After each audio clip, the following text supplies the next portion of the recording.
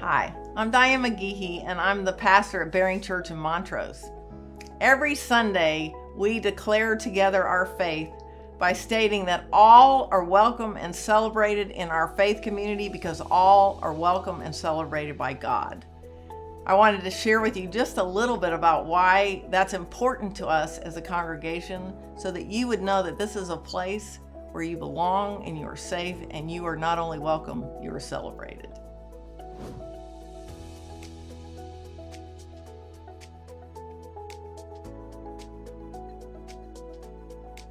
We declare both that you are welcome and you're celebrated because those are both important aspects of who we are as a faith community and of God's invitation to us, but they are a little bit different.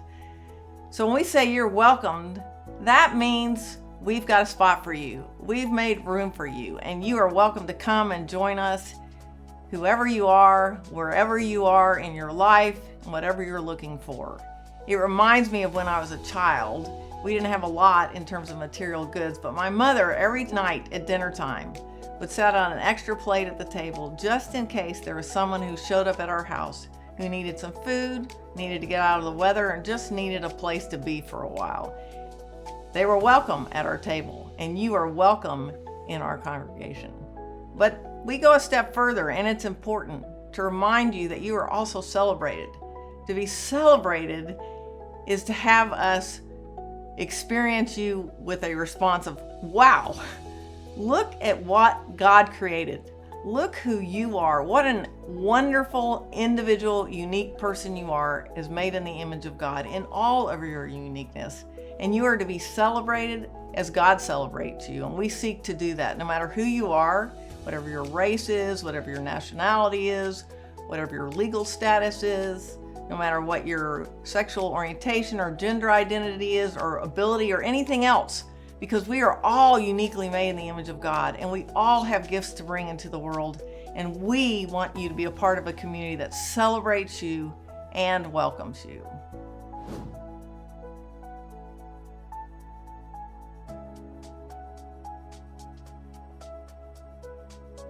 You might be wondering, what difference does it make that we declare that you are welcomed and celebrated here no matter who you are?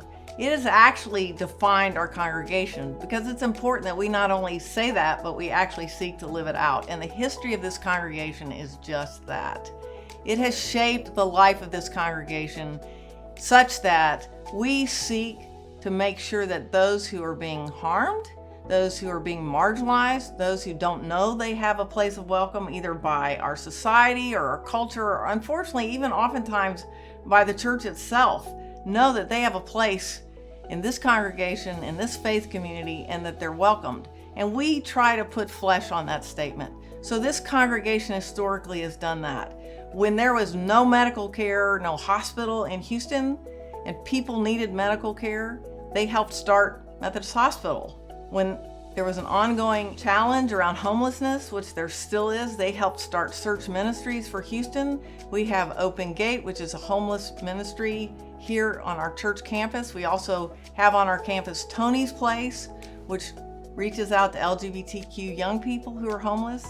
We have on our campus Ryan White, which is the Harris County government's AIDS support system. And during the AIDS crisis, this congregation led the way. When people were being abandoned by their families and by their churches, we welcomed everyone in. We created a dental clinic for people who are impacted by HIV/AIDS. We started an adult daycare for people who are impacted by HIV/AIDS.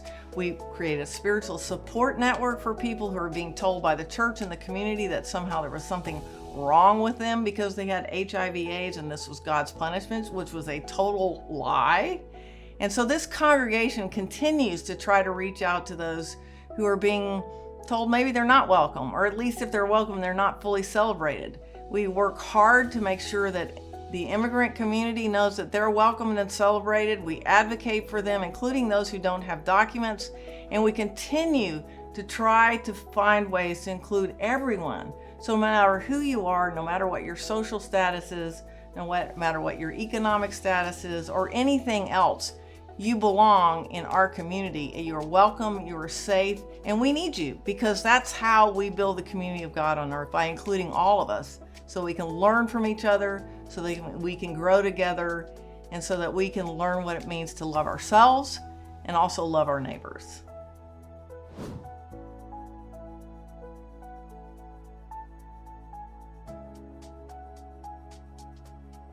I know there are a lot of people who don't feel safe, who don't feel welcome, who don't think they belong in church spaces. And I get it. I actually left the church at one point too, because of the harm that was being done to me. In fact, so much harm was done to me that I actually tried to kill myself. And so I know that the church as an institution and particular congregations have caused a great deal of harm, because what we've done often is taken the message of Jesus and turned it into something that it's not.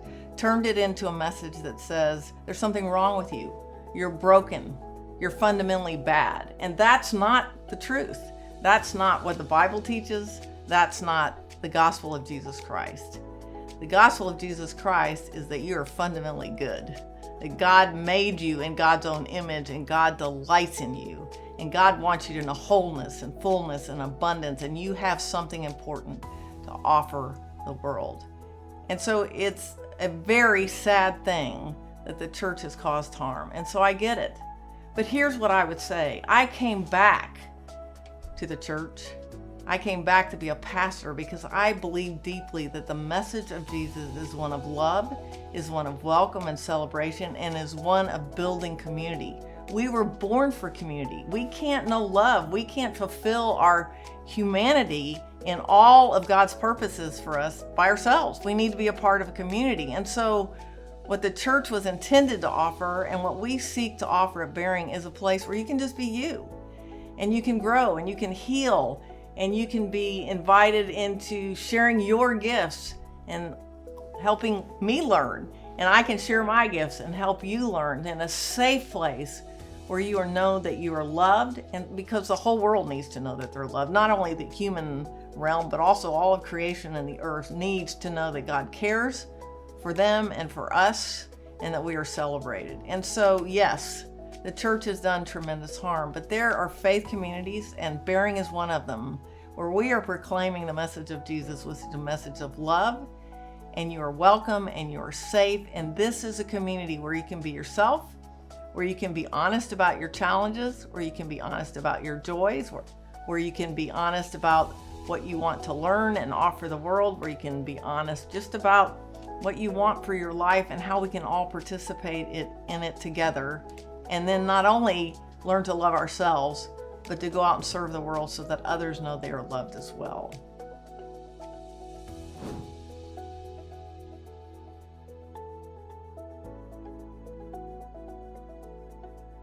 Bering is a place where I personally have grown spiritually and just in my life in general, because we all need to be in community. We were made in the image of God, who is love, and love gets expressed in community. And we were never meant to do this alone. I may be the pastor, but I am still growing in my faith. I'm still learning how to share my gifts in the world. I'm still learning how to fully love and accept myself so that then I can love and accept others.